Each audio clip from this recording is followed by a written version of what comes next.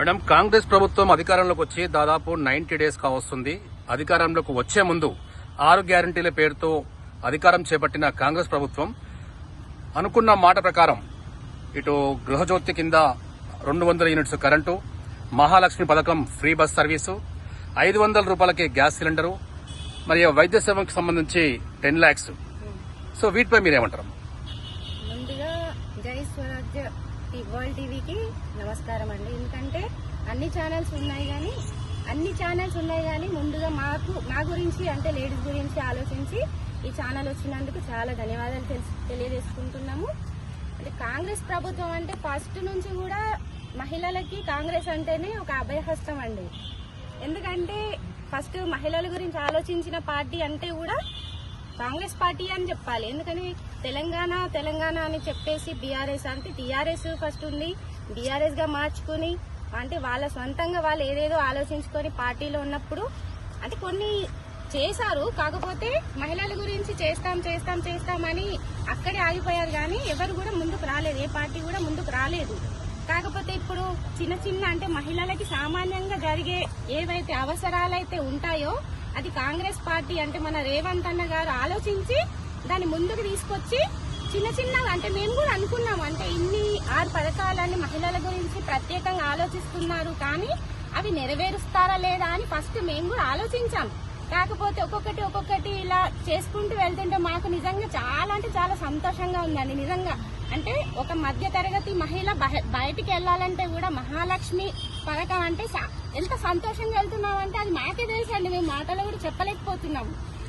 అప్పుడు మా అక్కయ్య వాళ్ళు నాగార్జున సాగర్లో ఉంటారండి. అంటే మా మగారు లేరు, మా నాన్నగారు లేరు, మేము 5 అక్క చెల్లెలమండి, ఒక అన్నయ్య అండి. అన్నయ్య బెంగళూరులో ఉంటారు. అంటే చాలా వరకు రావడం పోవడం చాలా కష్టంగా ఉండేది. అంటే ఒక 1000 రూపాయలు తీసుకుంటే ఒక్క మహిళ అయినా ఒక ఇంట్లో నుంచి బయటికి వెళ్ళడానికి ఒక 1000 రూపాయలు తీసుకొని వెళ్లేదండి మా అక్క వాళ్ళని కలవడానికి కూడా. కాకపోతే ఇప్పుడు చూడండి ఎక్కడ తెలంగాణ మొత్తం తిరిగినా కూడా మాకు ఫ్రీ బస్సే అండి. ఎంత సంతోషంగా వెళ్తున్నామంటే అది చాలా అంటే మా అక్క కూడా ఎప్పుడో ఒకసారి వచ్చేది, ఇప్పుడు నెలకొకసారి అన్నట్టు కలుసుకుంటున్నాము. అక్క చెల్లెళ్ళని కలిపినట్టయింది రేవంత్ అన్న పార్టీ, కాంగ్రెస్ పార్టీ వచ్చి అందరినీ కలిపినట్టు అయిందండి. అలాగే గృహజ్యోతి అనేది కూడా ఒకటి వచ్చింది, అది కరెంటు. ఫస్ట్ అయితే మా ఊర్లోనే అండి, మేము జంగంలో ఉంటాము, మరిగడి గ్రామం అండి. మా ఊర్లోనే కొన్ని ఇళ్లలో ఏమైందంటే కరెంటు బిల్లు కట్టకుండా వాళ్ళు కొన్ని రోజుల వరకు చీకట్లో ఉండడం జరిగిందండి.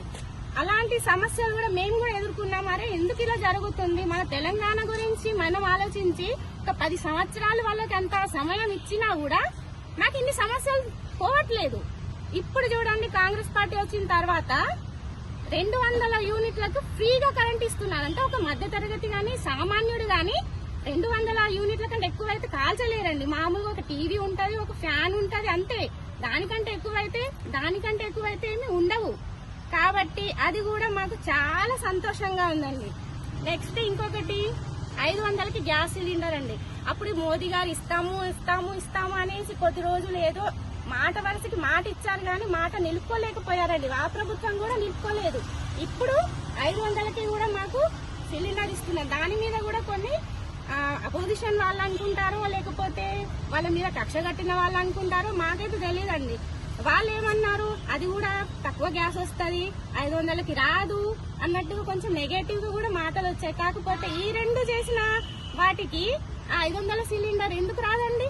వస్తుంది. మేము కూడా తీసుకున్నాము, ఈ రోజు కూడా బుక్ చేసాము, నా ఇంటికి వచ్చిందండి 500 సిలిండర్ కూడా. నిజం చెప్పాలంటే కాంగ్రెస్ పార్టీ అనేది రేవంత్ అన్న అనేది చాలా వరకు మహిళల గురించి ఆలోచించి ముందుకు వస్తున్నారు. ఈ 5 సంవత్సరాలే కాకుండా ఇంకొక 5 సంవత్సరాలు కూడా రేవంత్ అన్న ఉండాలని కూడా మేము కోరుకుంటున్నాము. అలాగే ఇంకా అంటే నిన్న కూడా అంటే మామూలుగా సికింద్రాబాద్ లో గాని అక్కడ పరేడ్ గ్రౌండ్ లో గాని మహిళల గురించి డ్వాక్రా అంటే అది